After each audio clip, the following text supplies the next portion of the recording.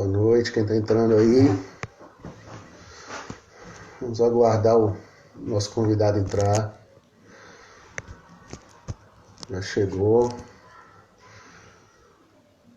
Só um minutinho, Marlon. Espera um pouco o pessoal entrar um pouco mais. Tá certo? 30 segundinhos. E eu já te convido.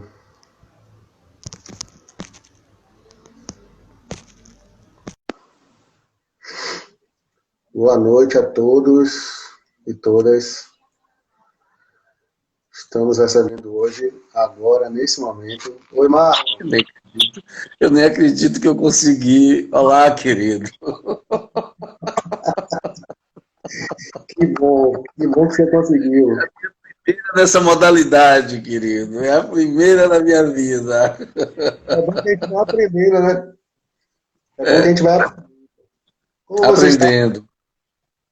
Como você Estou está? bem, estou bem. Na medida do possível, estou bem, né? Bem. Esses tempos, assim, esses últimos dias, assim.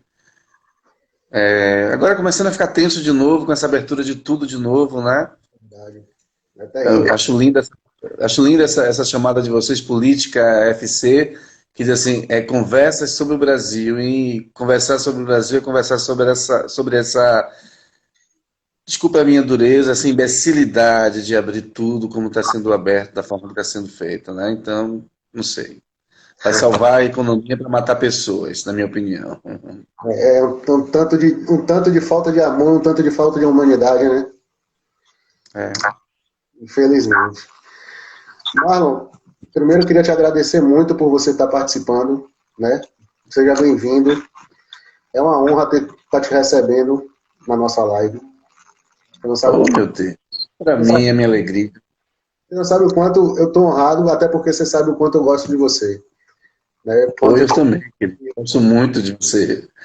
O motivo também para estar aqui, porque eu quero te dizer uma coisa, eu não gosto de live, né? Só as especiais mesmo, Muito para obrigado. poder participar e tudo. Agradecemos muito. Eu queria primeiro, antes de começar, é, eu queria que você se apresentasse para as pessoas. Pô, é tão difícil essa parte. Assim, eu sou.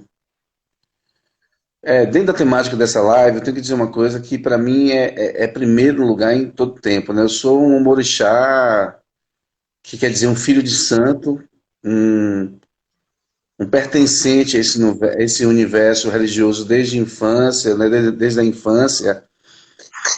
E é isso, eu me sustento disso. Isso para mim não é só uma forma de entender socioantropologicamente o povo brasileiro. Isso é, primeiramente, a forma que eu tenho de expressar a minha relação com o sagrado, né? Para além disso, ou antes disso, ou no meio disso, não sei, eu sou poeta, gosto de dizer, tem eu acho que por conta dessa minha relação com o sagrado, essa poesia veio para que eu me expressasse através dela também, né? Sou professor, fundamentalmente professor. Eu tenho descoberto que com essa pandemia, que a coisa que eu mais gosto de fazer do ponto de vista profissional é dar aulas. E é dar aulas mesmo. Depois pesquisar, né? Depois escrever algumas coisinhas, o restante todo me cansa profundamente, mas que é necessário, a gente precisa disso. Sou acadêmico, fiz história, fiz jornalismo, fiz ciências sociais, né? Sou antropólogo de formação, fiz um mestrado em estudos étnicos africanos pelo CEAL, na UFBA, onde eu concentrei tudo na antropologia e fiz doutorado em antropologia. Sou doutor em antropologia, me sinto mais antropólogo profissionalmente do que todas as outras atuações, apesar de adorar o jornalismo e ter um extremo respeito pela história, né? História como ciência. E é isso, tenho um orgulho de ser professor da Unilab, né? Da Unilab, de ser professor da Unilab, tenho que falar sobre isso. A gente tá vivenciando um momento de distanciamento social ainda, e eu tenho que dizer que eu estou aqui também como esse profissional. E tive o prazer de trabalhar na UNEB, tive o prazer de trabalhar em algumas escolas públicas de Salvador, porque durante 19 anos da minha vida eu fui professor da educação básica, isso é importante dizer, a minha formação vem daí, a minha facilidade de poder falar e dar aulas veio justamente dessa relação como profissional. e também nas escolas particulares de Salvador e em algumas universidades privadas.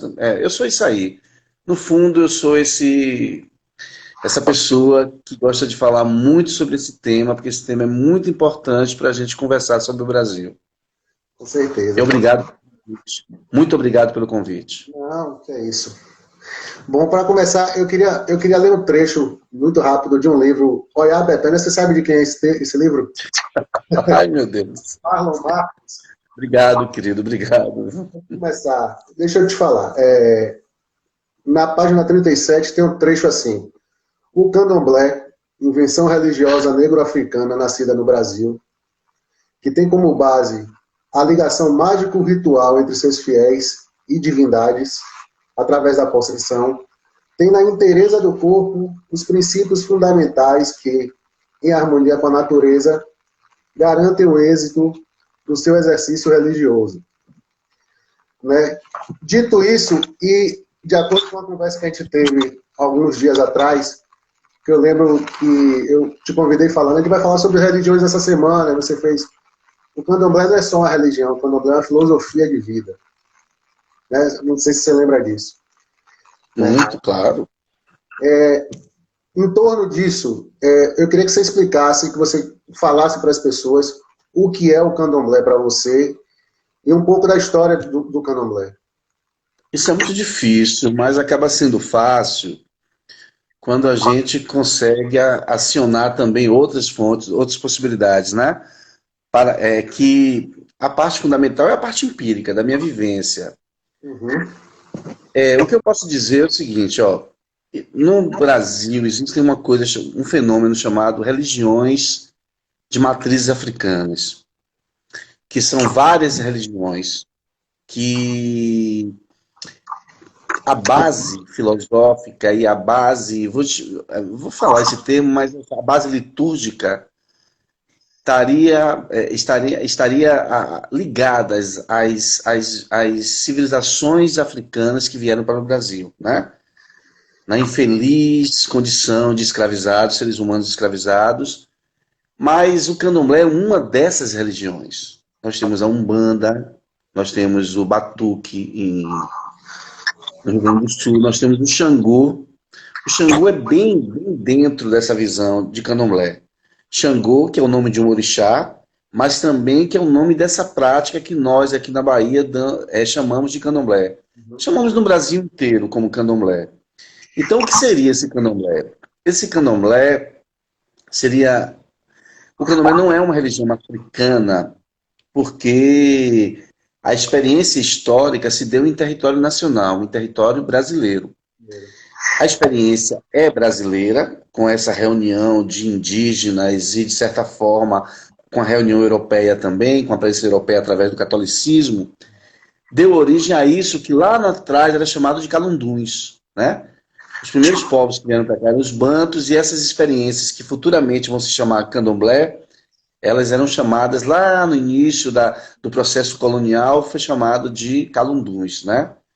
Esses calunduns se transformaram em candomblé, e se transformando em candomblé, se transformou em candomblés, e que foi dividido em nações. Que inicialmente, a gente poderia pensar, nação tem a ver com etnia, seria as etnias que vieram para cá. E aí o grupo que passou a se chamar de Banto, passou a se chamar de Jeje, passou a se chamar de Yorubá, isso foi deixando de ser, por conta da complexidade do encontro, da forma que a cultura se transforma, né? Que as pessoas vão se afetando ao longo dos tempos. Essas nações deixaram de ter uma ligação, um princípio étnico, que a palavra já é difícil, porque é uma palavra antropológica e colonial. Esses grupos humanos começaram a perder o sentido de um ponto original e passaram a ser o que nós conhecemos como nações de candomblé, mas no sentido teológico, como diz o grande Vivaldo da Costa Lima e o professor, meu ex-orientador, que eu respeito muito, Luiz Nicolau Pareis, também disse da mesma forma. Então, esse candomblé que nós praticamos na Bahia já tem uma complexidade muito grande, atualmente já está já está bem, bem longe do jeito que Nina Rodrigues pensou as nações, do jeito que Vivaldo da Costa Lima pensou as nações, e até mesmo do jeito que o próprio Nicolau, né, que é mais contemporâneo, também pensou essas nações, como tantos e outros intelectuais nesse sentido. Mas, prioritariamente, a gente, quando quer pensar no candomblé, a gente pensa no candomblé como uma religião de inquices, orixás, voduns e caboclos. Essas quatro entidades iriam demarcar esse espaço de complexidade, e nesse espaço de complexidade, o que é inquice vem dos calunduns dos bantos, que é o modelo Congangola, seria a nação Congangola de candomblé. Quem é vodum vem do espaço, né, que seria o espaço Jeje, de língua Fon. E os mais recentes acabaram sendo os mais hegemônicos assim no cenário nacional, inclusive na Bahia também. Essa ideia de falar hegemônico porque aparecem mais, né? Seria a questão da nação Nagô, que é conhecida como Queto e vem do idioma Yorubá, do tronco linguístico Yorubá. Essas seriam as três principais nações que têm as três principais divindades, que no caso, o Congangola seria a mais antiga, seria a mais antiga, se a gente vai imaginar pelo Calundum. Seria o Inquice, o Rodum seria o Jeje e o Orixá seria o Queto. Só que, para além disso, tem a presença do caboclo. Aí me perguntam, nos perguntamos, né? Nos perguntemos, esse caboclo vem de onde?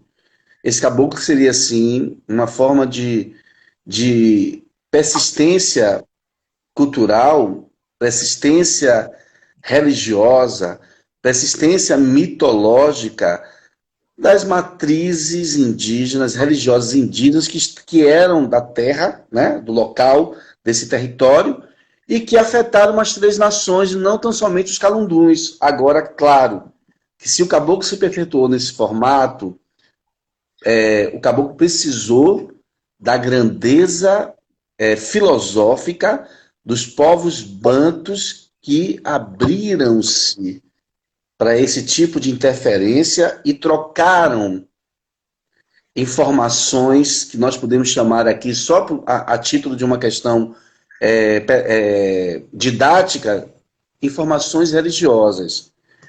Esse seria o candomblé. Agora você me fez uma pergunta importante no início. Você falou assim, Marlon, esse candomblé é mais do que uma prática religiosa, sim. Sempre foi mais do que uma prática religiosa. Isso não quer dizer que a gente tire a dimensão religiosa do candomblé. Eu não acho necessário fazer isso. Alguns autores não querem nem pensar mais o candomblé como religião. Quer pensar o candomblé como modo de vida, que eu acho mais acertado também, porque é muito mais profundo. Mas nessa dimensão, modo de vida, no caso da experiência brasileira, cabe a noção de religião. A noção de religião não cabe em muitas práticas que eu vou chamar transcendentais, porque não tem outra palavra aqui, que acontece em África, né? Muitas práticas dessas que a gente, com um olhar precipitado, poderia dizer, olha ali é o candomblé. Não, aquilo é muito mais profundo e aí a ideia de uma religião não caberia em experiências africanas. Aqui no Brasil, nós podemos pensar em uma experiência religiosa e pensar em uma coisa que eu acho bem interessante. Durante o ponto de vista histórico, o candomblé precisou se afirmar como religião, porque antes era chamada de seita. Era uma forma também que o racismo tinha de minimizar essas expressões religiosas.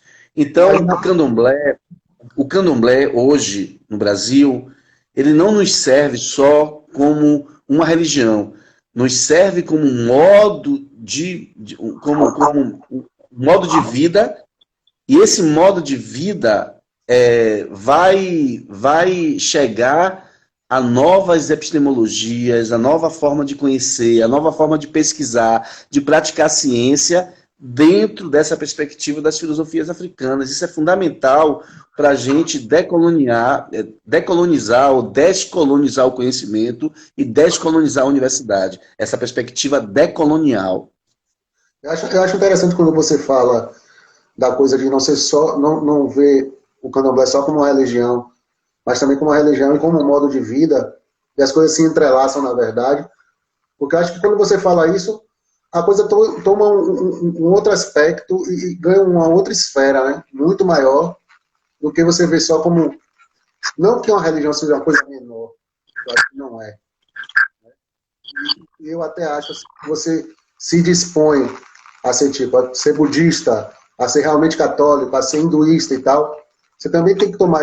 Isso pode ser tomado como um modo de vida também, né? E eu acho que o candomblé, para além disso tudo, tem a questão da força de resistência do candomblé em relação a toda essa segregação que sofreu desde quando os negros vieram para cá, né?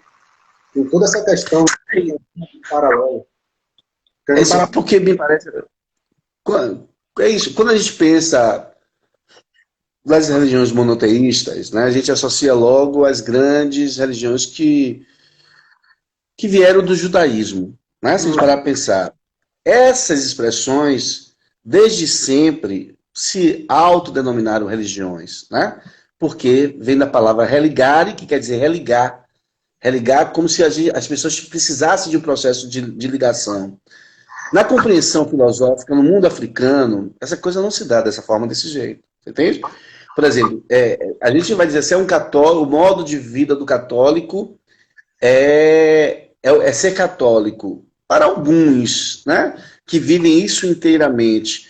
Mas um formato de ser católico, essa existência católica, ela não se dá da mesma maneira que se dá a existência, vamos pensar, do hinduísmo e como se dá, por exemplo, a existência do candomblé.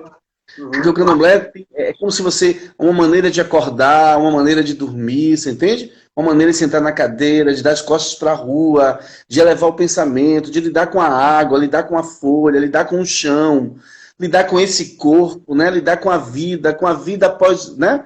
Com a vida que vem depois da morte, com a compreensão da ideia, da importância da circularidade, da roda, essa ideia circular, de o tempo como uma coisa espiral, que não tem começo, não tem fim, você não sabe definir, não tem essa ideia de linearidade. Essas perspectivas todas colocam o indivíduo do candomblé como alguém que exercesse isso 24 horas, o tempo todo, você entende? Para o formato do católico, isso não é um demérito, essa questão. É simplesmente o jeito de... Isso não quer dizer que o católico seja um hipócrita, seja menos religioso, tenha menos fé. É que o formato socioexistencial cabe dentro da noção europeia de religião. Mas o candomblé não, né? O candomblé vai para além disso. O hinduísmo vai para além disso. Então, o que eu queria que a gente pensasse é que esse candomblé, ele tem que ser visto, ele tem que ser falado. Muita gente diz, poxa, se a gente parar para pensar, a antropologia no Brasil, ela se solidificou a partir dos estudos etnológicos indígenas e etnológicos das populações afro-brasileiras. Aí vem a grande base teórica, né? E muita gente diz, poxa, mas você estudou tanto sobre candomblé. O que me assusta é que já se estudou muito sobre alguns candomblés, não são todos, porque o candomblé com Angola precisa ser estudado, é o mais desconhecido de todos, mas apesar de ter se estudado muito, por exemplo, o modelo Nagô, o modelo Queto, as pessoas no Brasil, a grande maioria, continua a ter uma visão enviesada e distorcida de algo que é extremamente importante para o processo civilizatório brasileiro. Você não precisa ser do candomblé, você não precisa ter uma fé, né, professar uma fé, ter crença em você, ser tomado por essa noção de crença no transcendente, no espiritual, mas você precisa conhecer, porque esse candomblé, como matriz de resistência, como você bem disse, Paulo, ele vai descambar na música popular brasileira, ele vai descambar nas formas da nossa culinária, do jeito na expressão do nosso corpo, na ideia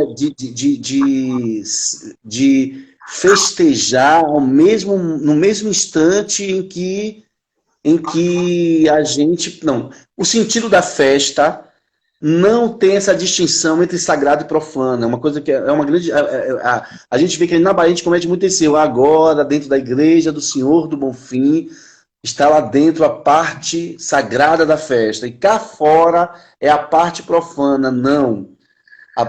É difícil se distinguir dentro de uma perspectiva socioantropológica, seguindo essa base de pensamentos africanos, a gente distinguiu o que é profano e o que é sagrado, porque levantar um copo de cerveja em determinado momento é tão sagrado quanto levantar a hóstia, você entende?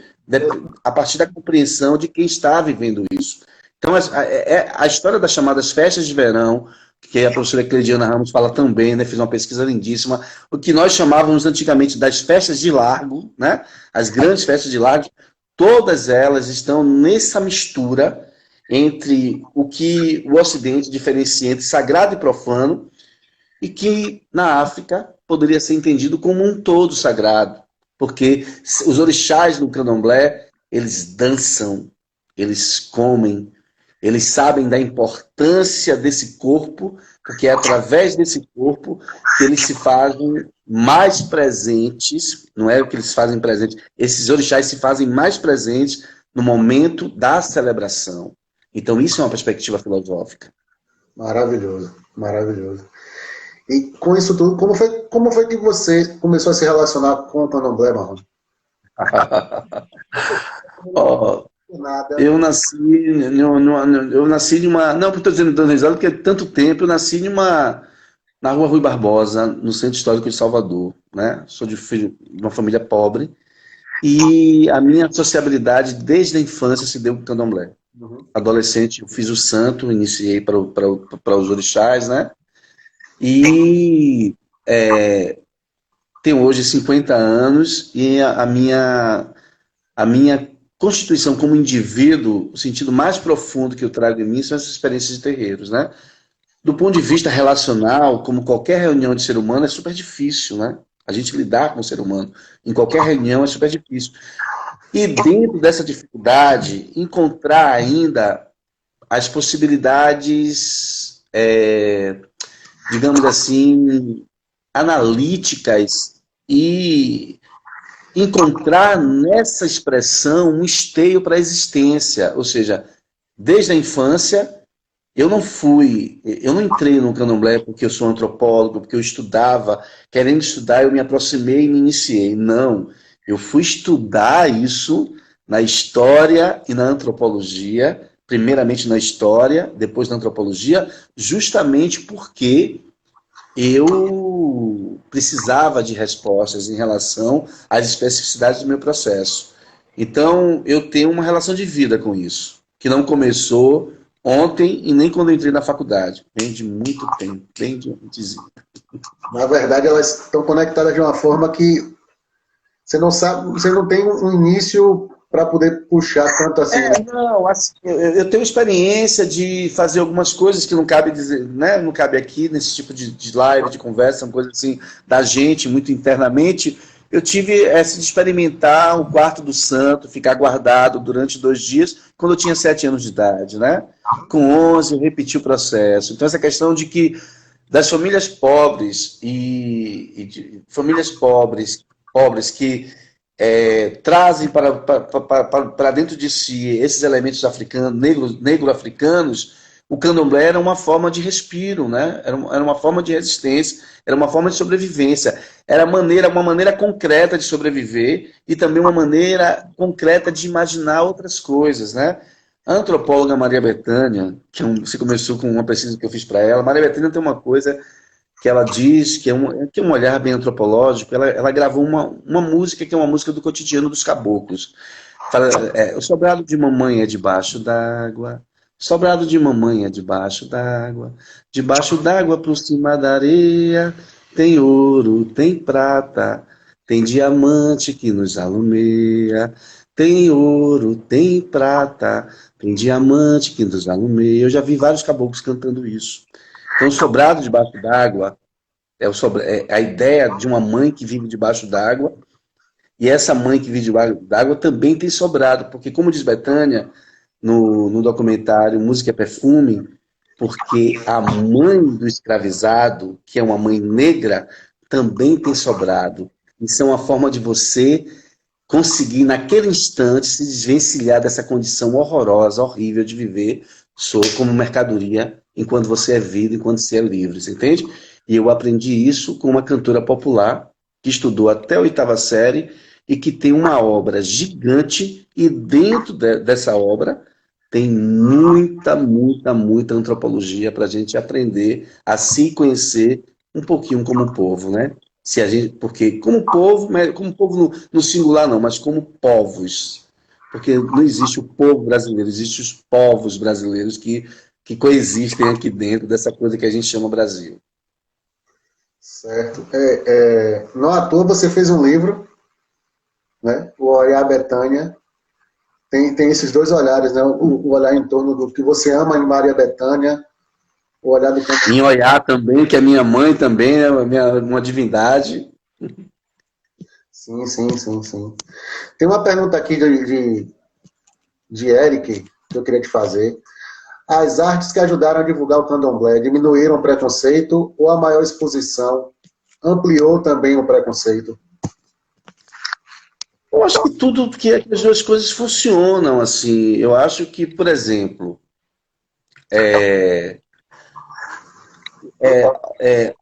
o que PRVG fez, hoje nós chamamos PRVG de etnólogo, ele não gostava disso, apesar de que ele poderia ter esse título, porque ele defendeu uma livre docência na Universidade de Paris, né?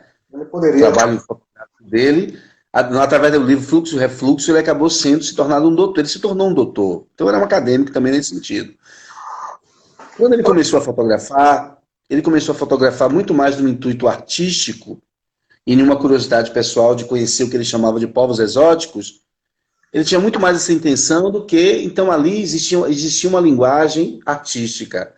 Essa linguagem artística promoveu, assim, alguns escândalos, porque PRVG fotografou o interior de alguns terreiros e fotografou como se dava esse processo das religiões, né, desses modos de vida africanos. E trouxe para cá e expôs isso. E alimentado do seu exercício de combater o autorracismo, que todos nós praticamos, o racismo ele é estrutural, não é isso? Mas uma sociedade brasileira a chamada dessa live é justamente isso. O preconceito que se tem contra o candomblé é um preconceito racista. Então, o que é que acontece? Se você não tem um conhecimento histórico mais aprofundado, e se isso que você está vendo vem da África, e, portanto, vem da África negra, e é visto dentro dessa negritude, dentro dessa negrura, com certeza você não vai entender aquilo como elemento artístico, a não ser quando você dilui aquilo tanto que você não para se preocupar se aquilo é africano. Tem muita coisa no canto de Maria Bethânia que é negrura pura, que é africanidade pura, você entende? Tem muita coisa na voz de Alcione, tem muita coisa na música de Gilberto Gil, mas ali as pessoas percebem uma genialidade dentro de uma modalidade ocidental, e aí pegam essas grandezas e entendem só por essas grandezas. Mas se você aprofundar, as pessoas veem só, por exemplo, as pessoas verão, se uma cantora como Roberta Sá grava que é uma obra de arte, grava um disco em homenagem a Roque Ferreira, por exemplo, que é um compositor baiano, que é um compositor marcado dessas interferências africanas, né, na sua obra de arte, e é genial, maravilhoso, as pessoas olham para a Roberta de Sá cantando tudo aquilo, vão enxergar aquilo como um instrumento da cultura, da arte. As pessoas só vão associar, mesmo que sejam ditas algumas coisas que associam a África, as pessoas só vão imaginar aquilo se for uma Bethânia que cante com o que Bethânia perfila. Se for um Gilberto Gil que cante por conta da cor da pele de Gilberto Gil. Se for uma Clementina de Jesus, que é uma entidade, né, para a música popular brasileira, como artista ela é uma entidade, além de outras coisas também. Então, se Clementina canta, não, isso é coisa de africano. Mas se uma outra pessoa que tenha a intenção de cantar uma coisa que é bonita, mas que perfila o que nós chamamos uma brancura e que perfila, digamos assim, um pertencimento ao que nós poderíamos chamar de uma classe média, as pessoas recebem isso com mais tranquilidade, aí acha que aquilo, né, é interessante, aí presta atenção. Mas quando a gente vai envolver isso no universo do candomblé, no universo das africanidades, as pessoas associam isso à questão do demônio. Tentando responder a Eric, eu não sei se eu consegui responder. Por exemplo, eu vejo que não tem como escapar de uma leitura que a grande força da música popular brasileira, como da música cubana, como da música estadunidense, tem a ver com essas interferências africanas. E os africanos não ficam distinguindo, né? Separando arte de fé, ou arte de religião, ou arte de modo de vida. Está tudo ali, dando essa inteireza do que nós conhecemos como sociedade, que nós conhecemos como civilização, que nós conhecemos como cultura. Somos nós, ocidentais, que ficamos dividindo, separando as coisas, né? Isso aqui é história, isso aqui é geografia, isso aqui é filosofia, tudo estanque. Do mesmo jeito, eles fazem do ponto de vista filosófico e do ponto de vista artístico também. Eu acho que muitas coisas ajudaram a diminuir o preconceito, e outras coisas ajudaram a piorar, mas não por conta da intenção do artista, é por conta do despreparo e do desinteresse da sociedade brasileira de discutir essas coisas como propriedade sua. Ou seja, a gente tem que assumir que nós somos um país negro e que na civilização brasileira, de uma forma profunda, nós temos as filosofias, nós temos o conhecimento das populações africanas que vieram para cá. Então, nós somos negros nesse nível. Se não só negros, nós somos afro-indígenas profundamente, e a gente não pode escapar dessa condição. E a gente tenta escapar, porque o racismo faz isso. E várias discussões têm acontecido atualmente tentando escapar desse tipo de coisa, né? Escapar desse tipo de colocação que você acabou de fazer. Infelizmente. É isso. A gente vive uma... nós estamos chegando num momento difícil. O Brasil está num momento... Nunca foi fácil, né? Nunca foi fácil. Para quem traz a negrura na pele, esse país nunca foi fácil. Mas o negócio nunca foi fácil. E é por isso que quem tem essa negrura não consegue se localizar como brasileiro às vezes, né? Como é que eu vou pertencer a algo que me maltrata o tempo todo? Algo que me escraviza, algo que me exclui. E quando não exclui, coloca no lugar da subserviência, né? Então, mas não é para chorar, não, muito pelo contrário. É por conta das grandezas e da força dessas populações, né? Da força dessa ancestralidade, que nós temos uma live dessa aqui, falar sobre isso. Eu me sinto muito honrado em ter a pele clara e poder ser convidado para falar de uma coisa que está em mim no sangue, mas que eu não espelho isso para uma sociedade racista como a nossa. Ou seja, a polícia não me vê como negro, ninguém vai me ver como negro. Eu vou ter as vantagens, os privilégios de tudo isso. Mas, quanto de sangue tem no corpo negro, e ninguém enxerga o negro como branco, não é isso? Mas porque eu vou querer parecer, já quis, né? Quis, foi uma vontade minha, mas eu sinto que não pode ser assim, porque nós vivemos em estruturas racistas. Agora, eu fui sociabilizado, agradeço aos orixás, agradeço às civilizações africanas, na microestrutura da minha rua, da minha vida, ter me dado essa sensibilidade que eu tenho. Então, essa minha sensibilidade, ela é lotada nessas africanidades que me deram sul, não é norte não, me deram sul, para ter uma visão decolonial do processo. Deixa eu te perguntar uma coisa aqui. Um grande amigo lá da UNEB está pedindo para eu te fazer uma pergunta aqui. Ângelo, não sei se deixou lá ser seu aluno lá, mas a pessoa... Não, se for aquele gênio, eu acho que Ângelo, não lembro, não. Se for gêniozinho, não lembro, não. Vai falar. Ele pergunta assim, a ideia e o sentido de coisificar as religiões também chegou ao candomblé diminuindo seu sentido e tradição? Eu acho que o capitalismo coisifica tudo, né? O capitalismo coisifica tudo. A gente tá...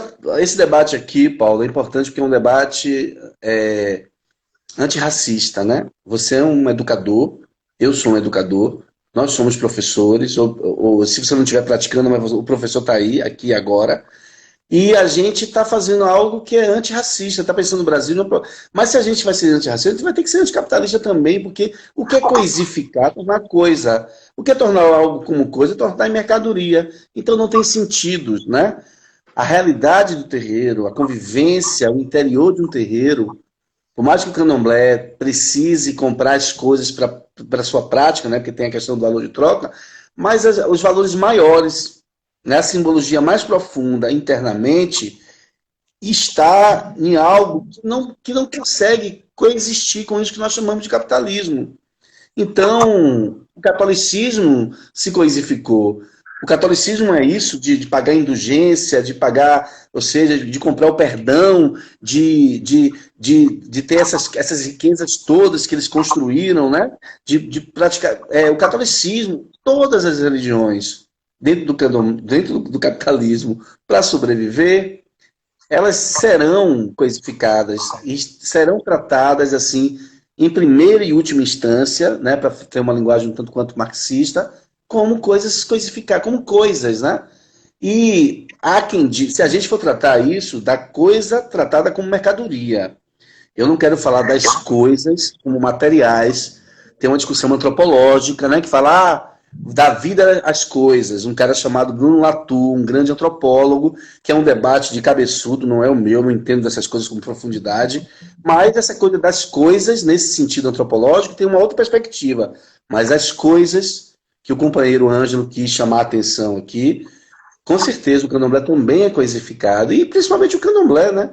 Precisam coisificar ainda mais, porque na cabeça de uma sociedade racista, vou pensar assim, vamos pensar uma sociedade com cabeça, né? Eu chamo de cabeça esse projeto de branquitude. Nesse projeto de branquitude, que não é ter a pele clara, né? Esse projeto de branquitude, pensar em uma religião que só tem negros, tecnicamente, que é outra coisa que deveria se debater aqui, se houvesse tempo, a questão da presença de muitos brancos no candomblé de São Paulo, por exemplo, inclusive aqui na Bahia também. A gente pensar essa sociedade como uma cabeça que quer mão de obra servil. Porque hoje o projeto de extermínio mais profundo em relação aos indígenas?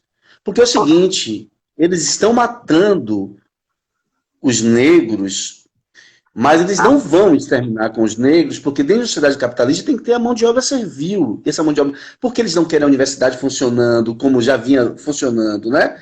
Porque eles não querem que empregadas domésticas adquiram um diploma e que reconduzam a sua vida nessas relações sociais que nós temos. Porque eles querem continuar. Então, se você pega uma religião que tecnicamente é uma religião de origem africana, é um bando de preto. Se é um bando de preto, vamos tornar esse povo servil.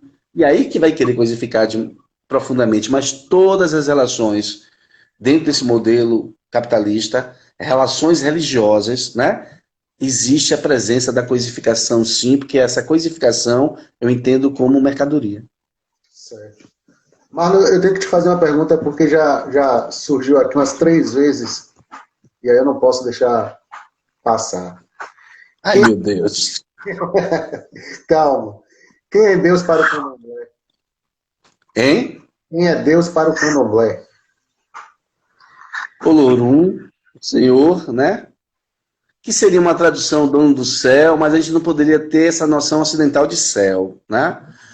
É como se fosse a visão do mundo ocidental, que embaixo tem a terra, em cima tem o céu, e o céu seria a sublimação. Essa ideia de Olorum, pelos textos, alguns textos que já li, para mim, né? Para mim sustentar nessas perspectivas, Olorum seria uma divindade distanciada, seria o Deus maior, né? Seria o Deus da criação, no sentido de que, da criação em parte, seria o Deus de uma parte da criação, onde ele, como Deus, vai delegar a outros que vão completar essa criação do que nós conhecemos como mundo, né? E nessa existência desse mundo existe o Senhor do Alá, que é o Oxalá, o dia de hoje, eu peço até licença, meu pai, para falar sobre ele também aqui, que é essa questão que o dia de Oxalá, o Oxalá seria o pai da criação, no sentido de que da criação do mundo, do jeito que nós experimentamos o mundo. Então, numa aproximação para os bantus, esse Deus poderia ser Zambi, né? Poderia também ser chamado de Calunga, que muita gente pode chamar também de Calunga. Esse Deus seria também Maú. O que seria esse Deus? Essa energia, nesse sentido, eu posso estar cometendo um equívoco analítico aqui, desculpa, né? E então também analógico, de dizer que Deus tem muito aquilo que um autor que eu gosto muito, que é um autor ocidental, mas que eu já achei ele quebrando as perspectivas, né? Que é Carl Gustav Jung. Jung dizia que nós temos forças arquetípicas, né? Nós temos arquétipos para explicar a nossa cosmopercepção de mundo. Nessa cosmopercepção de mundo, todas as sociedades têm uma noção disso que nós poderíamos chamar de Deus. Para os iorubanos, esse Deus que você me perguntou, que mandaram me perguntar, seria mais ou menos Olorum. E de Olorum nasceriam os orixás, que seriam forças intermediárias ou forças divinais também, você entende? Na minha opinião, são forças divinais também, que se processam de uma outra forma, de uma outra maneira. E aí, nas nações, né, alguém chama Maú, né, que seria Oxalá, Maú, Lissa, Zambi, Calunga. Agora, os orixás, os inquices e os voduns são tratados também como criaturas diretas desse Deus, né? E como criaturas diretas desse Deus, eles iam representar isso que nós conhecemos como natureza. Então, essas divindades na gente, porque não está afastado, né? A gente não precisa se religar com nada, a gente já está religado no mundo. Então, Deus está em mim no mar, né? Na hora que eu estou no mar, eu estou ali com Deus. Na hora que eu estou com o vento, eu estou com Deus. Na hora que eu estou com as folhas, eu estou com Deus. Quer dizer, nos raios, nos ventos, nas tempestades, né? Na terra que absorve, no pântano, né? Nas águas pantanosas. Inclusive, dia 26 é dia de Saluba, de Nanã. Peço licença a ela também para falar sobre ela. Agradeço a minha mãe Zumira de Zumbá, que é minha mãe de santo, que sempre fortalece a gente para ter determinadas compreensões nesse sentido, de dizer que essas forças estão o tempo todo conosco, né? Então seria isso, Deus, para os Yorubá, essa pergunta é uma pergunta muito procedente, porque durante muito tempo as pessoas qualificaram o candomblé, e principalmente, pegar o modelo Jejinagor como uma religião politeísta. Nessa compreensão filosófica, o candomblé não seria uma religião politeísta, o candomblé seria uma religião monoteísta, extremamente complexa, né? Como outras religiões que apareceram no Ocidente, e talvez até mais complexa por conta das dificuldades de várias explicações, que nós, né? De vários encontros, de várias filosofias absolutamente profundas.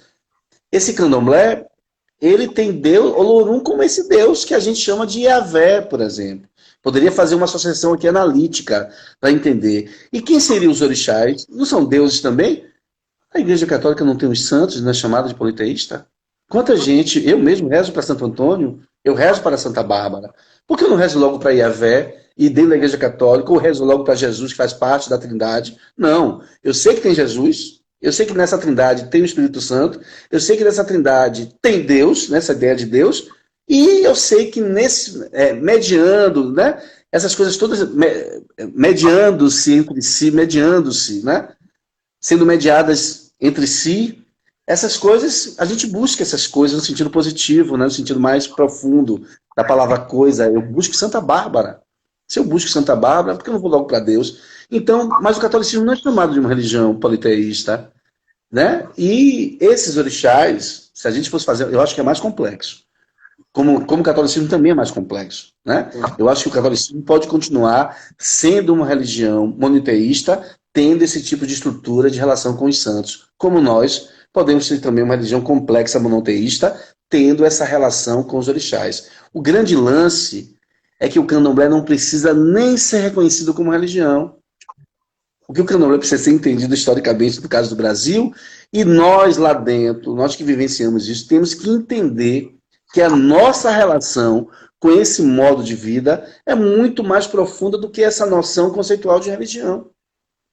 Religião é importante, é potente, mas é menor diante das experiências que foram vivenciadas. Não é menor porque é mais verdadeiro, não estou invertendo processos, é maior porque é mais complexo, você entende? A questão não é, eu vou dizer assim, eu sou católico, você fala uma coisa, o católico de verdade. O católico de verdade seria o beato, a beata, aquele que está todo dia. Essa estereotipia que a gente cria em relação a isso. Ou alguém, se você professa a sua fé do catolicismo, você tem muita fé nos santos, mas você tem uma vida que não precisa tecnicamente estar o tempo todo.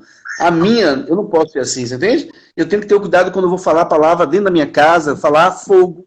Ao invés de falar fogo, falar lume. Você entende? Ao invés de chamar um alimento, lume, eu chamo de lume. Ao chamar um determinado alimento, Ah, fulano, traga tal coisa para cá, que eu não vou ficar dizendo, né? Não, traga tal coisa para cá, eu não posso dizer, eu digo, traga tal coisa. Aí eu digo o nome que deve ser dito, porque a gente vive isso o tempo todo, você entende? Então a gente sabe que desperdiçar a água, deixar a torneira aberta, é desperdiçar a mamãe. Quem é a mamãe? É a água. Porque a mãe são todas as energias femininas, aquilo que o Urubá chama das Iabás, né? As mulheres, as energias da natureza que representam isso que nós chamamos também de feminilidade, uma noção da matripotência, né? Da matripotência do lugar das mulheres se colocando diante do mundo. Maravilhoso. Respondi, mas Nossa, maravilhoso o que você falou. Antes de continuar, só queria pedir uma coisa ao pessoal da nossa página. Por favor, me informem do tempo, porque eu estou perdidíssimo no tempo. Eu estou viajando aqui na nossa conversa, que está maravilhosa. Então, Eric, por favor, vá me informando. Mas, enfim, vamos continuar. Acho que uma semana ou 2 semanas atrás, Marlon, teve um ato de vandalismo no busto de Mãe Hilda. Você deve ter visto na televisão, né? sempre tem, né? Sempre tem. Eu falo, só estou tocando nesse daí, porque assim, para me preparar para a conversa com você, eu dei uma entrada na internet para ver atos de agressão que aconteceram com terreiros e tal, e é um negócio infindável, né? Eu não vou nem anotar, porque é tanta coisa que acontece. Sim.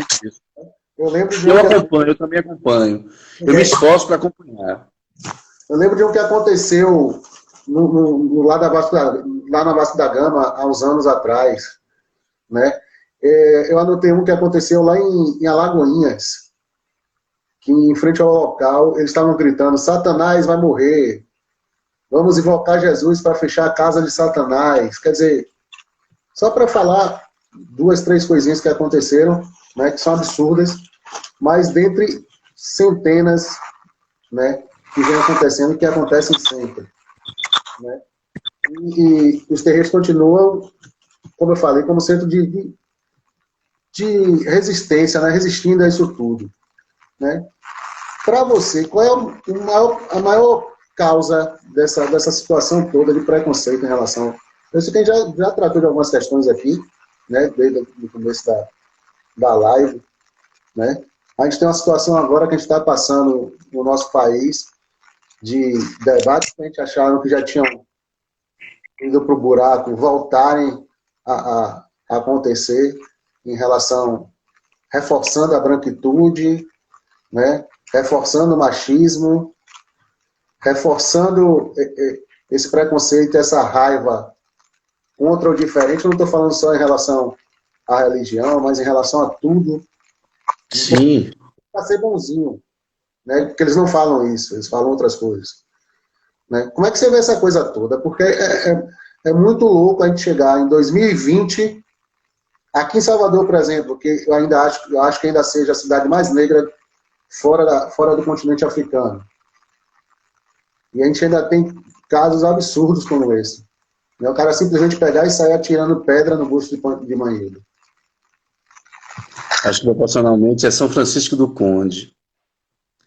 Eu vou responder da seguinte forma, dentro da profundidade da sua pergunta, é porque pior do que ver é sentir tudo isso, né? Ver tem a ver com uma possibilidade só, e eu aprendi isso com as filosofias africanas, né? Com uma coisa chamada cosmopercepção, cosmosensação, ouvindo palestras do professor Wanderson Flor, de Eduardo de Oliveira. Então, pior do que ver é sentir, porque sentir aciona tudo isso que nós somos, né? Então, quando você sente, é porque você já tocou, é porque você já cheirou, é porque você já viu, você entende? É porque você já ouviu. O sentimento mexe com tudo isso da gente. Então, no caso do candomblé, especificamente, a causa tem a ver com a coisa chamada de racismo estrutural. O que fazem com o candomblé é uma insistência racista, porque O proselitismo evangélico enxerga o demônio em quase tudo, você entende? Mas o demônio mais endemoniado é o demônio do candomblé, porque é o demônio dos pretos, na cabeça deles. Então ali está o demônio pior. Esse proselitismo evangélico, da forma que se dá, eu não estou detratando os evangélicos, não. Existe um segmento de fé, de crença que tem que ser respeitado. Qualquer bom antropólogo, qualquer bom sociólogo tem que ter o respeito pelas expressões de fé das pessoas. Mas esse crescente fanatismo brasileiro que deu origem a Jair Bolsonaro, por exemplo, faz com que a gente chegue a dizer que o candomblé sofre um terrorismo no Brasil. Porque até quem não poderia atacar o candomblé, né? Porque o candomblé é uma religião desprestigiada, como os traficantes, por exemplo, que são altamente desprestigiados, né? Estão ligados ao cume do que nós conhecemos como criminalidade. Essas pessoas invadem os terreiros em nome de Jesus Cristo e quebram nossas coisas. E tocam fogo nos lugares. Isso está sendo visto cotidianamente. E o que você vai pensar, mas que coisa complexa, mas tem muitos negros que fazem isso. Mas tem muitos traficantes negros, mas o processo é muito mais complexo, né? Não é essa ideia, porque os negros são, as falas assim, mais que eu acho, vou perder a classe. As falas mais imbecis, é dizer assim, tá vendo? Os próprios negros são racistas, não pode, gente. Não tem como acontecer isso. Acontece que a gente é desinformado e a gente é coisificado no lugar da gente, digamos assim, o homem negro, a mulher negra é coisificada em um país deseducado como o nosso, em um país que não respeita a historicidade, que não aprofunda as questões que deveriam ser aprofundadas. Esse país vai fazer com que aquela pessoa tenha uma auto-rejeição e que se construa dentro de uma complexidade muito maior. E tem gente que tem instrução, que do ponto de vista individual, a gente vai falar, esse cara aí da Fundação Palmares, que sempre vem, né? Sempre que vai que me chamam, que eu vou na universidade privada, a primeira pergunta que vem é nesse sentido. Mandam assim, olha, não é da privada só, na pública também. Aí pegam lá, e o tal do fulaninho que diz tal coisa. Eu estou dizendo que eu tive experiência, as últimas experiências foram na privada, né?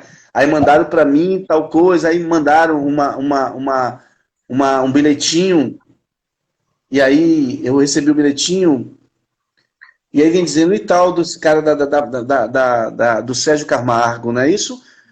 Sérgio Camargo é um solitário, é isso, é simplesmente um solitário, uma pessoa que está solitária, uma pessoa que não vai ser respeitada pelos seus e jamais será respeitado pelos outros, que são aqueles que colocaram ele naquele lugar. Aí ele pode dizer extremamente fudidos, porque ele vai estar extremamente solitário na escolha que ele fez. Muita gente faz isso. O ministro da Educação que foi indicado e foi desindicado é um homem negro, mas se alia a determinadas posturas políticas nesse país, né? É porque ele também não tem intenção de aprofundar um debate que trata do racismo. Porque o racismo é coisa séria e o racismo não é um problema dos negros. O racismo é um problema da sociedade brasileira e fundamentalmente dos brancos, porque são os brancos que construíram essas relações racializadas, onde o outro, o índio negro, deve ser desconsiderado, deve ser tratado como menor, né? Eles são menores nessa perspectiva do racismo. Então, no meu lugar, é tão duro pensar que na minha trajetória de vida eu só vou ocupar um espaço imediato assim pela clareza da pele, né? Com os privilégios que a pele dá, que já adianta muita coisa. Mas você ser de candomblé, você falar dessas coisas no lugar que você vai, você ter essa autenticidade, você ter esse pertencimento ancestral a essa africanidade da qual eu não abro mão, vou morrer, né? As pessoas apontando para mim de um lado ou de outro, mas eu vou estar dizendo aquilo que é meu, que me pertence. E ainda sendo homossexual, diga aí que brincadeira é essa, você ser assumidamente homossexual de um país tão complicado como o nosso, não é tão diferente. Então, é ruim ser homossexual e negro em qualquer lugar do mundo, né? Acho que a questão do negro seria amenizada na África, onde a colonização não fez assim, né? Mas essa questão de ser homossexual é terrível em todos os lugares do mundo, É muito sério. Então, eu não vejo isso, não. Eu sinto isso com todos os sentidos possíveis. E isso me agride existencialmente, isso me adoece. E a necessidade de falar sobre essas coisas do ponto de vista real, né? Eu preciso falar sobre essas coisas.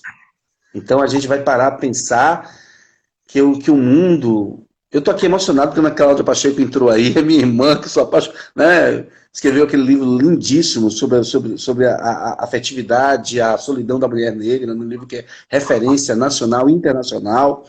E tem Adriano também, que foi de lá, que mandou uma mensagem para mim logo no início, mandar um beijo para Adriano, para Aninha. E eu também vi Cris Plácida, minha dama da cultura, também aqui presente, não sei se ela tá, se ela continua aí, porque não dá para ver todas as coisas. Mas é isso, eu tô. Essas perguntas, a pergunta que você me fez é uma pergunta muito importante, né? Porque ela faz com que a gente pare para pensar sobre essas coisas de uma forma. Pensar e sentir essas coisas de formas muito profundas. Marlon, eu queria te dar uma notícia não muito boa. Acabou o tempo. Já está com o tempo para estourar, por incrível que pareça, voou. As mensagens que eu fui vendo aqui, as pessoas estão amando a live, né?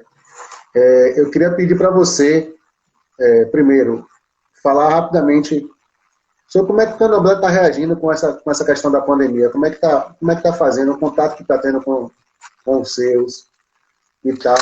Gente, olha,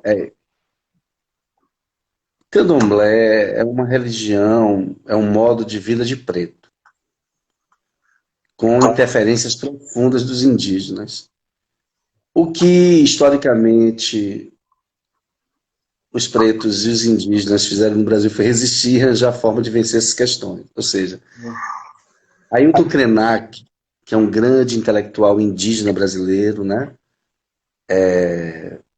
Do grupo humano Krenak, e inspirado na fala de outros intelectuais, de Davi Copenau, outro intelectual indígena, outra liderança indígena profunda, eles falam assim das tecnologias que os indígenas têm para resistir a tudo isso. No Candomblé da mesma forma. Eu acho que a gente, às vezes, não tem essa possibilidade assim de nós somos o candomblé, os candomblés são os candomblés e cada casa é um universo absolutamente profundo. Eu vou pensar na grande sabedoria dessa religião, na sabedoria de uma Zumira de Zumbá, na sabedoria de uma Iké de Sinha, por exemplo, né? Na sabedoria de uma mãe Raidalva, na sabedoria de algumas lideranças que tomam cuidado assim para além da conta em relação a esse processo. Nós somos um povo que o corpo é extremamente importante nos rituais fúnebres. Então, alguém quando sai dessa condição de vida, né, para um outro processo, esse corpo não pertence àquela pessoa, pertence à comunidade. A gente sabe disso. E aí, uma das formas mais críticas de se pensar essa questão da pandemia é justamente nesse sentido. Eu quero falar, em linhas gerais, que o que a gente tem feito é buscar força na nossa espiritualidade e estar alinhado com o que a gente sabe que vai promover, digamos assim, um combate à expansão dessa pandemia, que é a questão do isolamento social. Por exemplo, eu aprendi milhões de coisas, eu vou dizer milhões assim, de uma forma exagerada, né? Com a grande liderança que é Mãe Valniza de Airá, que criou internamente uma live para o seu povo, para todo mundo se encontrar na live e manter o processo espiritual, o contato comunitário através dessa linguagem que a gente está tendo aqui. E do ponto de vista das relações espirituais, é o que ela bem diz, é o que o Candomblé bem diz. O orixá não sai da gente, está com a gente o tempo todo. Vai depois dessa vida, vai com a gente para onde tem que ser. Você entende? Então, a gente faz as nossas coisas, quem pode fazer, quem é permitido fazer, internamente